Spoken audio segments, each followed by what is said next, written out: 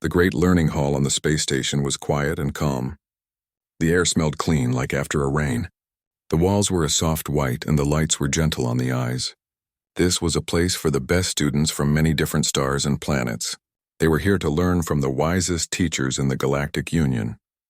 In this hall, the human students always felt a little out of place. Their clothes were simpler. Their voices were a bit louder. Their steps were heavier on the smooth floor. They came from Earth, a planet that the other species called a Deathworld. It was a name given to planets that were wild, dangerous and hard to live on. Today, their teacher, a Xylosian named Kale, was going to talk about these kinds of worlds. Kale looked very different from a human. He was tall and very thin with long arms and legs. His skin had a soft shine to it like a pearl.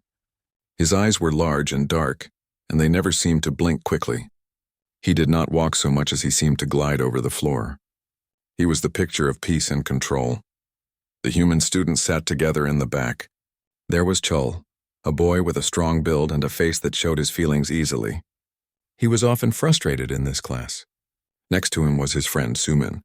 She was small and quiet. She watched everything but said very little. Her calm face gave nothing away.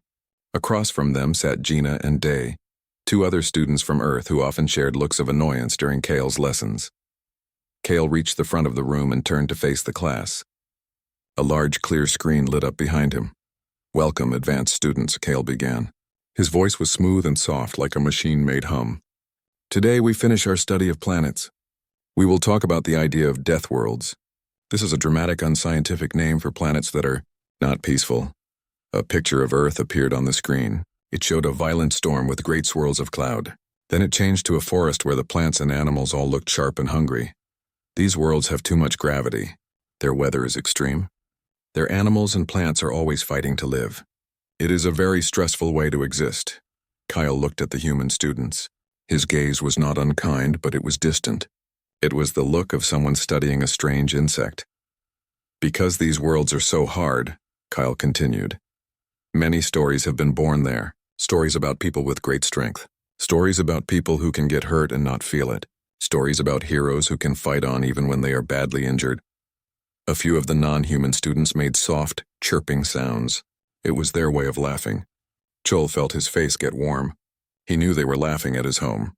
"One of the most common stories," Kale said, "is the tale of the adrenaline surge. The story says that in a moment of great danger, a person can find a hidden power. They can become faster and stronger. They can ignore terrible pain. It is an exciting story." Kale paused and let his words hang in the air. "But it is only a story," he said, his voice firm. "Biology does not work that way. If a body tries to ignore a serious injury, it will die. The shock would be too much. The system would stop working. It is a fantasy." He gestured to his own slender body. "Look at the Xylosian form. We are built for a world of gentle gravity and calm weather. Our bones are light and perfect for this. Our bodies use energy in a very efficient way. We do not waste it." He turned his dark eyes toward the humans again. "The stories say that people from death worlds have very dense bones. But such heavy bones would make a person slow and clumsy. They would need to eat all the time to fuel their bodies. It is not an efficient design. It is a design for a primitive, difficult world."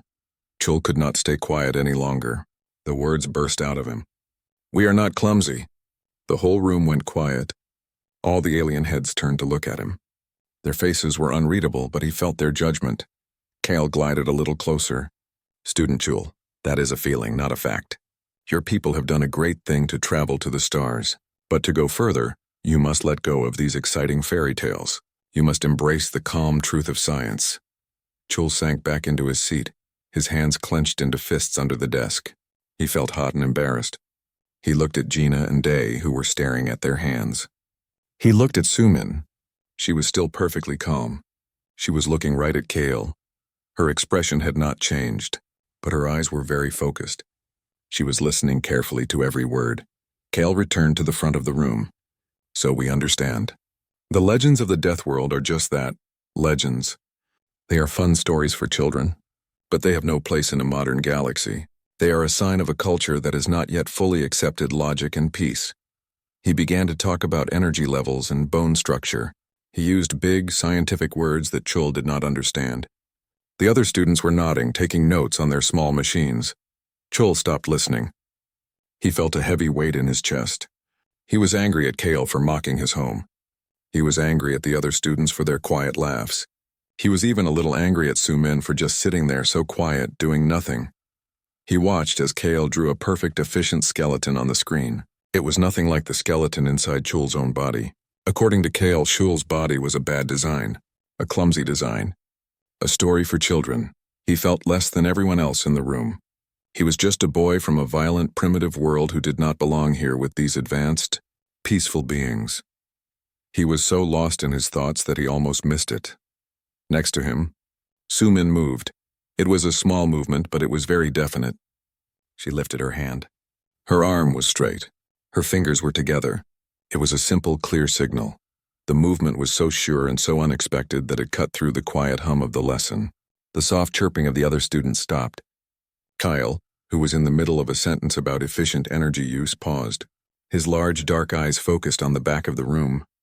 He looked surprised. Sumin had never spoken in class before. Student Sumin. Kale's hum had a question in it. Do you have a question about the bone density model? Sumin lowered her hand. She did not stand up.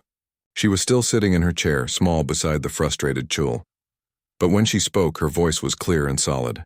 It did not shake. It was not loud, but every person in the room heard it. Mentor Kale, she said, you said the body cannot handle the stress of ignoring a major injury. You said our bones are too dense to be practical. Kale tilted his head. Yes, the principles of biology are very clear on this point. Sumin nodded slowly as if she had expected that answer. Then she pushed her chair back and stood up. All eyes were on her. She looked very small and young under the bright lights of the learning hall. She looked directly at the tall, shiny alien teacher. Look at me, she said.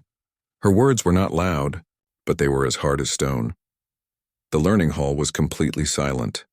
The air, which usually had a soft hum, now felt still and heavy. Every student was frozen, their attention fixed on the small human girl standing in the back row. Kyle, the Xylosian teacher, stood at the front. His large, dark eyes were wide with surprise.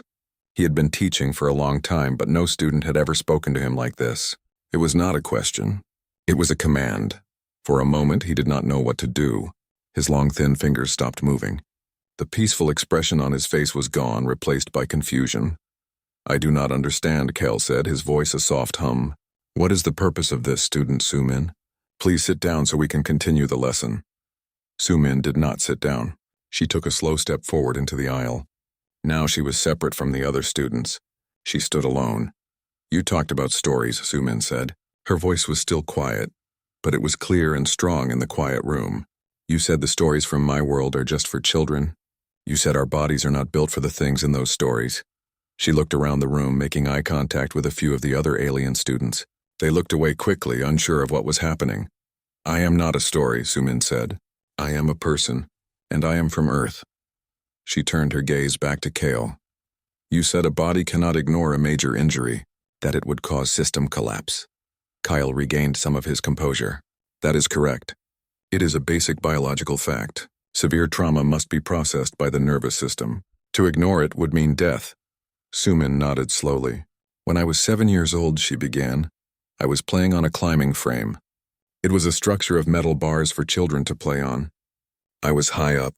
I fell. She pointed to her right upper arm. I landed on this arm. The bone inside broke. Not just a small crack. It broke completely in 2 places. The doctor said it was a bad break. She paused, letting the image form in everyone's mind. The small child, the fall, the broken bone. I did not cry, Sumin said. I did not scream. I stood up. I felt strange. My arm felt wrong. It felt bendy, like it was not solid anymore. I walked to my mother. I told her my arm felt bendy. That was all. She looked at Kyle. My body went into shock. You would call that a system error. But it was not an error. It was a design. My body knew there was danger. It knew I had to get to safety first. So it shut down the pain. It preserved my energy. It waited until I was safe with my mother before I finally felt the hurt. That is how our bodies work. Kyle opened his mouth to speak, but Sumin was not finished. She took another step forward. Last year, she continued, we had final exams for the colony youth program. It was a physical test in a training building. A pressure pipe on the wall burst. A piece of metal flew out. It was sharp like a knife. It cut my leg. She gestured to her left thigh. It cut deep. I saw the muscle tissue. I saw the blood. I knew it was a serious wound. But the test was not over. I had not finished. So I did not stop. She described what happened next in simple, clear steps. She took off her jacket. She tied it tightly around her leg above the cut. She made a tourniquet. She stood up and finished the test. She climbed a rope. She ran through an obstacle course. She solved a puzzle at the end. Only when I finished the test did I go to the medical station, she said. The doctor was shocked. He called it hysterical strength. He said I should not have been able to finish with such an injury. But I did. My heart was pounding. My mind was completely focused. I saw only the goal. I did not feel the pain until after I was safe. She finally stopped talking. The silence in the room was absolute. The other students were staring at her. Chul was looking at her with a new understanding. He had known about her accidents, but he had never heard her describe them like this. She was not bragging. She was reporting facts. Kale finally found his voice. These are interesting stories, Student Sumin, but they are just your personal experiences. They are not scientific data. They do not prove anything about your entire species.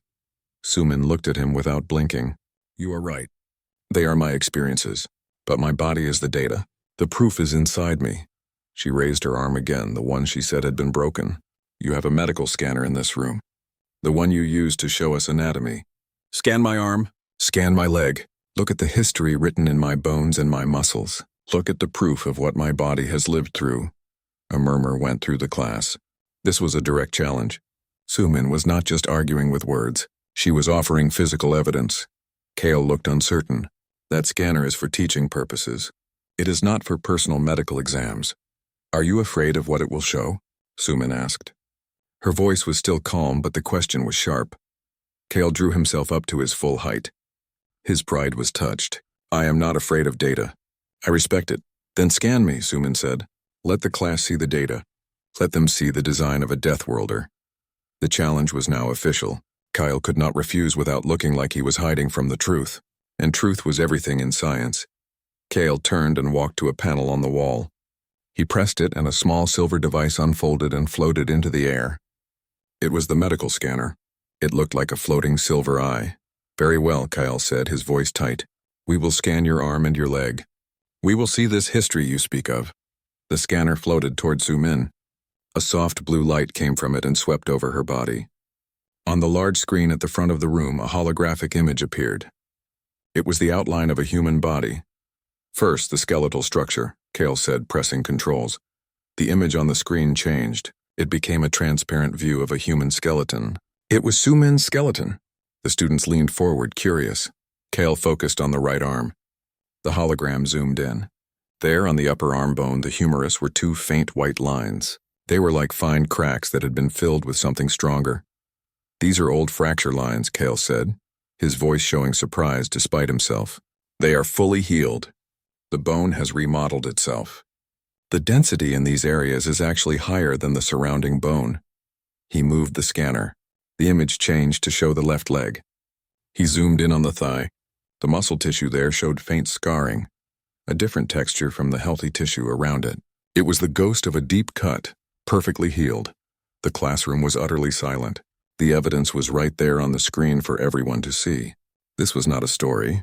This was data. This was the record of a body that had been broken and had put itself back together. Sumin stood perfectly still under the blue light. She looked small, but in that moment she seemed like the strongest person in the room. You see, she said softly to Kale. The stories are not about magic. They are about what we are. You call it a death world. We call it home. And our bodies remember every single day we survived there. Kyle stared at the screen. He looked at the healed fractures. He looked at the muscle scar tissue. He was a teacher of biology, and he was looking at a biological miracle that he had just finished saying was impossible. The foundation of his lesson, his beliefs about so-called death worlds, was cracking. And the person who had cracked it was just a quiet girl from Earth who had finally decided to speak. The blue light from the scanner faded. The hologram of Sumin's skeleton stayed on the large screen. The 2 white lines on the arm bone were clear to everyone. The room was so quiet you could hear the soft whir of the station's air systems. Kale, the Xylosian teacher, did not move. He stared at the image. His large dark eyes were fixed on the proof of the broken bone. His mind, which was so used to order and known facts, was struggling to understand.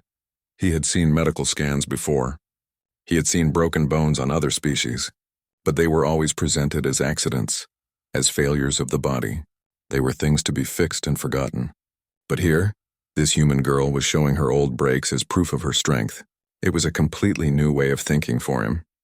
He finally turned his head to look at Sumin. She was still standing in the aisle. She looked small, but her posture was straight and confident. She was waiting. Kale's voice was a whisper. He cleared his throat and tried again. This is one data point. A single example does not change a biological rule. From his seat, Chul could not stay silent anymore. The shock had worn off, and now he felt a surge of pride for his friend. Then scan me, he said, standing up. His voice was loud in the quiet room. All eyes turned to him. My right ankle, Chul said, pointing down. I broke it 2 years ago playing football. It was a bad twist. The bone snapped. I walked home on it. Kale looked from Chul to Sumin. He was losing control of his classroom. Then another voice spoke. It was Gina, one of the other human girls. She stood up, her face determined. Scan my left shoulder. I dislocated it when I fell out of a tree. My brother popped it back in. I was climbing again the next week. Day, the last human student, stood up too. My jaw, he said, his voice firm. I broke it in a bicycle accident. My parents were still at work, so I tied a cloth around my head to keep it shut and waited for them to come home. It was fine. One by one, the human students were on their feet. They were not shouting. They were simply stating facts about their bodies. They were offering their own histories as evidence. Kale looked at them. 4 young humans, each with a story of injury and resilience. He saw the same quiet certainty in their eyes that he saw in Sumin's. They were not angry. They were waiting for him to understand. The other alien students watched, fascinated and confused. They came from safe, peaceful worlds. A broken bone was a rare and serious event. It required immediate medical care and long recovery. The idea of walking on a broken ankle or popping a shoulder back in was unheard of. It was madness. Sumin looked at her friends, a small, grateful smile touching her lips. Then she turned back to Kale. You see, Mentor Kale, she said, it is not just me. This is normal for us. Our bodies are built to be damaged and to heal. It is part of our design. She took a step closer to the front of the room. You said our dense bones make us clumsy, but they are what let us walk away from falls that would shatter your light ones. You said we use energy inefficiently, but that energy is what lets us run for hours or lift heavy things or fight off an infection that would kill others. Kyle was silent. His arguments, which had seemed so solid minutes before, now felt weak and foolish. May I suggest a different scan? Sumin asked. Kale just nodded, unable to speak. Scan for my microbiome, she said. The tiny life that lives inside me and on my skin. This was a strange request. But Kale entered the commands. The scanner hummed again, and the image on the screen changed. It became a swirling, colorful galaxy of countless tiny organisms. It was a map of the life that called Sumin's body home. The other students gasped. The diversity was staggering. There were thousands of different types, far more than any of them had. This is remarkable, Kyle said, his scientific curiosity taking over. The complexity is orders of magnitude greater than a standard galactic citizen. Every one of those is a tiny soldier, Sumin explained. They are why I can eat food that would make another species sick. They are why I can swim in a river that is not perfectly clean. They are why a cut on my skin does not always get infected. My body is not just me. It is an entire ecosystem. And that ecosystem is from Earth. She looked at the amazed faces of the alien students. You live in a universe you have made safe. You have removed the dangers. We come from a world that is still wild. We did not remove the dangers. We learned to live with them. We absorbed them. They became a part of us. She pointed at the hologram of her own microbiome. That is the real difference. You see danger as something to avoid. We see danger as something to overcome. And our bodies are the record of every time we did. Kale finally moved. He walked slowly to the front of the room and stood before the large screen. He looked at the image of the healing bone and then at the swirling galaxy of microbes. He thought about his own people. A simple cut could lead to a dangerous infection if not treated immediately. A fall from even a small height could mean multiple broken bones and a long recovery. Their food was pure and sterile. Their environment was controlled. He had always seen this as superiority. It was efficiency. It was civilization. But now, looking at these human children, he saw a different kind of strength. It was not the calm, peaceful strength of control. It was a fierce, stubborn strength of endurance. It was the strength of a weed that grows through cracks in the pavement. It was the strength of a system that expects to be damaged and has many ways to repair itself. He turned to face the class. His expression was thoughtful and humbled. "The lesson for today," he said, his voice soft, "is over. I have new things to consider. Thank you, Student Suman. Thank you, all of you, for this education." He did not tell them to sit down. He just stood there, looking at the proof on the screen. The human students slowly sat back in their chairs. The tension in the room was gone, replaced by a strange, quiet awe. Suman was the last to sit down. She did not look triumphant. She just looked tired. She had carried the weight of that truth for a long time, and finally she had put it down for everyone to see. Chul looked at her and smiled. "You were amazing," he whispered. Suman just nodded. She had not done it to be amazing. She had done it because it was true. And now everyone knew. The bell that marked the end of the class period did not ring. Instead, a soft chime-like tone filled the room. It was the signal for students to move to their next lesson, but nobody moved. The alien students sat in their seats, looking from the hologram on the screen to the human students in the back. Their faces showed confusion and a new kind of respect. The things they had just heard and seen did not fit into their understanding of the universe. The human students also stayed seated. They looked at each other, a silent message passing between them. They had stood together. Now they waited to see what would happen next. Kale was still standing at the front, staring at the screen. The image of Suman's microbiome still swirled there, a tiny universe living on a single human. He reached out a long, thin finger and touched the control panel. The hologram vanished and the screen went dark. The room seemed to become darker without its light. Kyle turned around slowly. He looked at the class, but his eyes did not seem to see them. He was looking inward, thinking deeply. "I have been a teacher for many cycles," he said, his voice quiet. "I have taught the principles of advanced biology to students from 12 different star systems. I believed I was teaching universal truths." He walked toward the center of the room. His movements were less fluid than before. He seemed heavier, as if the new knowledge was a weight on his shoulders. "Today I have learned that my truths were incomplete." He looked at Suman. "You asked me to look at you, and I did, but I was not seeing you. I was seeing what I expected to see, a primitive from a dangerous world."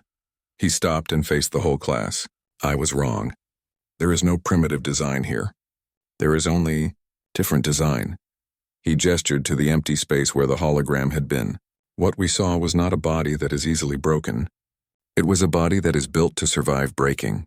It is a system that expects damage and has a plan for it.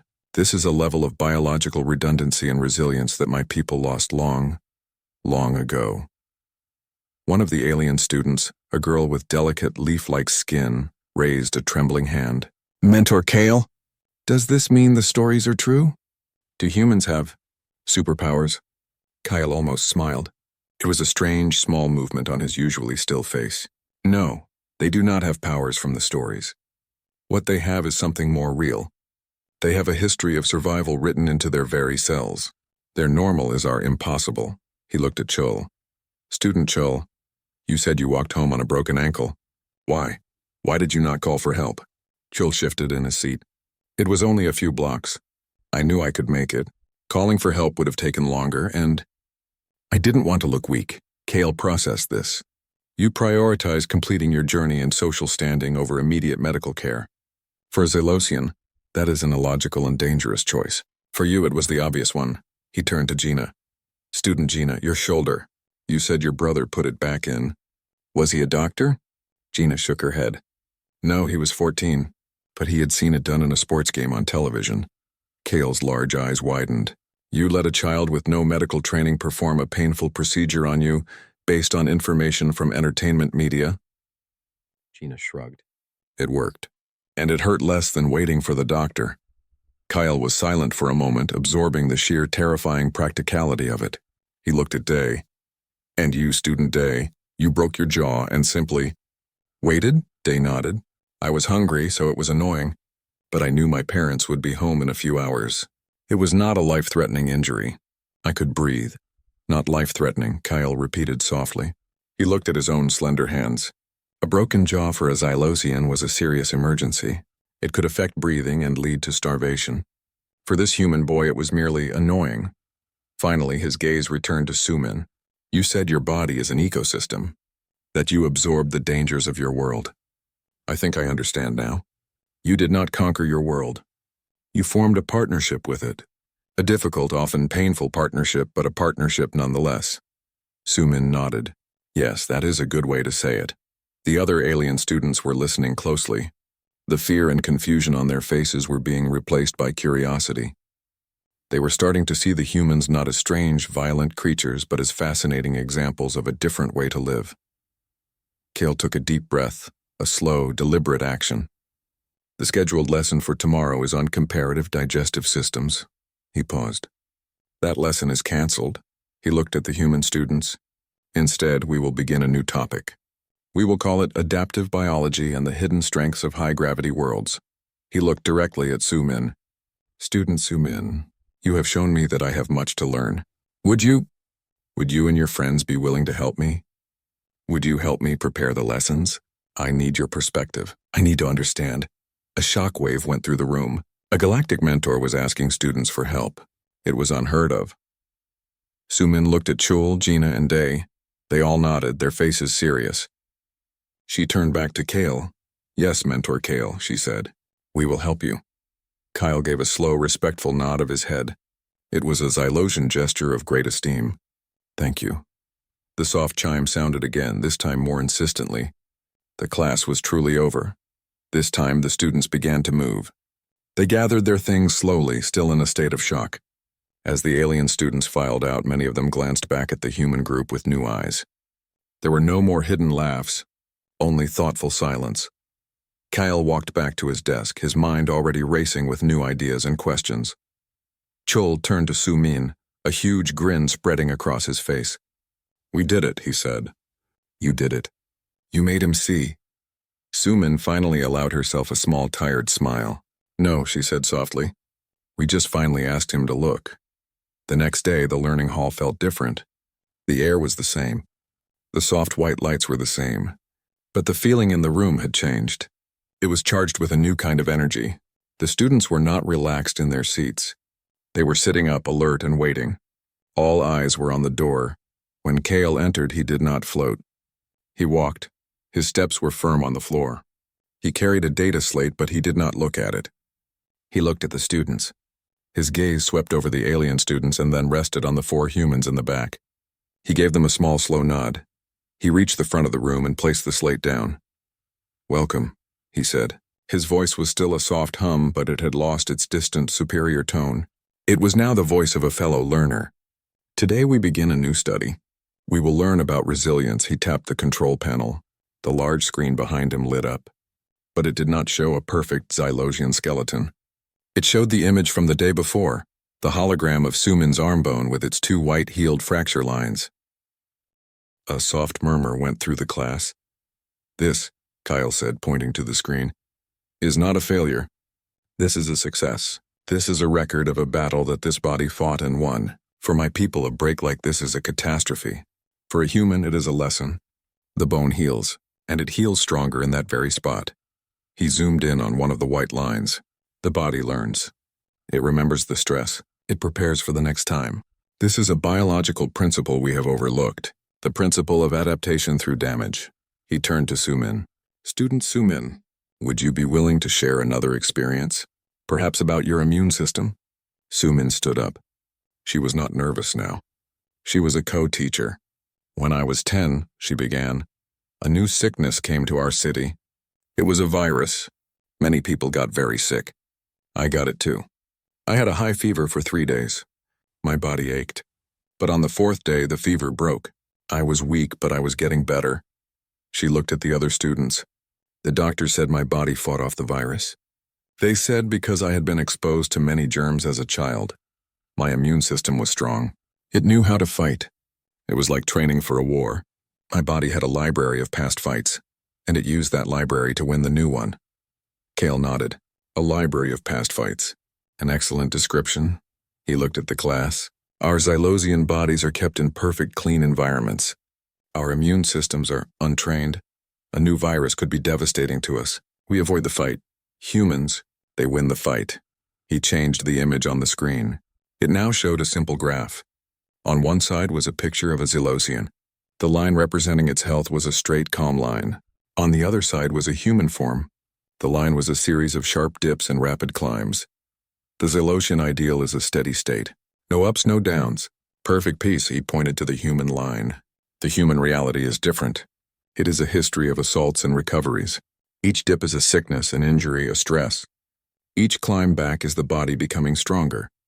Their baseline for healthy includes the memory of all these battles. Chul raised his hand. Cale gestured for him to speak. It's not just big things, Chul said. It's small things, too. Like the food. The food here on the station is fine, it's clean, but it has no life. The food on Earth is different. Sometimes it has bacteria that can make you a little sick, but that also makes you stronger. It's like a small exercise for your stomach. One of the alien students, a boy with large, sensitive eyes, spoke up. But why would you want to live like that? It sounds stressful. It sounds painful. Suman answered him. It is stressful, and it can be painful, but it also makes you feel alive. When you climb a mountain, your muscles burn. It is painful, but when you reach the top, the view is more beautiful because of the pain it cost. Our whole life is like that climb. The pain is part of the beauty. The alien boy looked down, thinking hard about this strange idea. Cale continued the lesson. He asked Gina about pain tolerance. He asked Day about reaction speeds in dangerous situations. The human students shared simple, everyday stories from their lives on Earth. Stories of falling out of trees, of eating strange street food, of playing rough games. With each story, the alien students began to understand. The humans were not reckless. They were not foolish. They were practical. Their world was not an enemy to be defeated. It was a teacher, a harsh but fair teacher that made them strong. Cale did not mock them. He listened. He asked questions. He learned. The galaxy is a big place, Cale said at the end of the class. We have spent a long time thinking that our way was the only advanced way. We valued peace and safety above all else. But today, we have seen another kind of advancement, the advancement of survival. The strength of resilience. He looked at the human students. You come from a world that tries to break you, and in not breaking you have become unbreakable. We have much to learn from you. About strength, about endurance, and about what it truly means to be alive. The soft chime marked the end of the class. The students stood up to leave. This time, the alien students did not rush out. They gathered around the human students. They were not afraid anymore. They were curious. What's football like? One asked Chul. Have you really climbed a tree? Another asked Gina. The human student smiled and started to answer. The wall that had been between them was gone. Suman packed her bag slowly. She saw Cale walking toward her. Thank you, Suman, he said, using her name without the title student. You have changed my understanding of the universe. Suman nodded. You just had to be willing to look. I am looking now, Cale said. And I see truly. He turned and left the hall. Suman stood for a moment, watching the other students talking and laughing together. Chul came and stood beside her, his bag slung over his shoulder. Come on, he said. They want to hear about the time I tried to eat a whole ghost pepper. Suman smiled a real full smile. It felt good. She picked up her bag and walked with her friend into the busy corridor of the space station. For the first time, she did not feel like an outsider from a deadly world. She felt like a person with a story worth hearing. And she was finally ready to share it.